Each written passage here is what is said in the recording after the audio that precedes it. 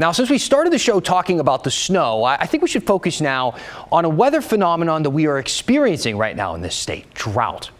Right now, all of Oregon is in some sort of drought, but some places have it much worse than others. In the Klamath Basin in southern Oregon, their wells are running dry. Now, we've told you about the water crisis there before, but last week the Associated Press talked to people in that area who are really trying to find enough water just to take a shower or just to do laundry. People are borrowing water from their neighbors or hauling it in from nearby towns. The state is sending in a water truck and emergency storage tanks. So it's gotten that serious. I want to bring in Chief Meteorologist Matt Zaffino right now to kind of get your take on what's happening there, how serious it is compared to what we've experienced in the past. Yeah. And also, when is it going to get better? I know we have a little bit of rain in the forecast. I don't think that's going to do much. So are we going to have to wait until fall? Pretty much, yeah. We're going to have to wait until the fall rain set in, especially for the really hard-hit areas of southern Oregon and eastern Oregon, because drought, the thing about drought is it is a long-term condition. It isn't something that just happens over a couple of weeks or a couple of months. So to give you some perspective on this, I'm going to show you the Portland rainfall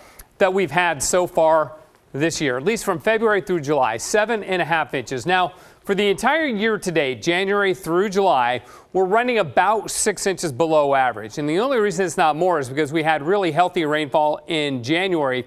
February is just a little bit above average. Those are the only 2 months of the year that have had above average rainfall here in town. Other parts of the West, though, have seen a little bit of improvement recently. Check out Tucson, Arizona.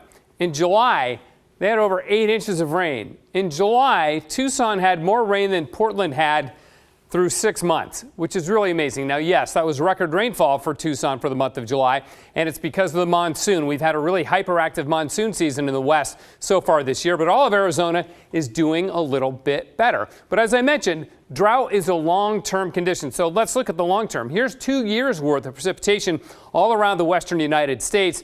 And where you see the reds and the orange, that's below average. Where you get into the greens and the blues, that's above average. You can see it's a whole lot of red dominating the map. The only area seeing in the Northwest seeing above average precipitation over this 2-year time period, the Cascades and Olympics of Washington. Now, Western Oregon's not bad. We're 80 to 90% of average, but there's Southern Oregon that's 70, 60% of average. So again, this set the stage for what we're dealing with right now, 2 years of below average precipitation. Here's the current drought monitor. You can see the Portland area and much of Western Oregon isn't too bad. It's in the moderate category for drought, but Eastern Oregon, extreme to even exceptional drought continuing right now because we're just in the dry season as we normally are. However, some more good news for you. This is the 3-month outlook from NOAA for November, December, and January. All right. And look, there's above average precipitation forecast, at least for Northern Oregon and Washington.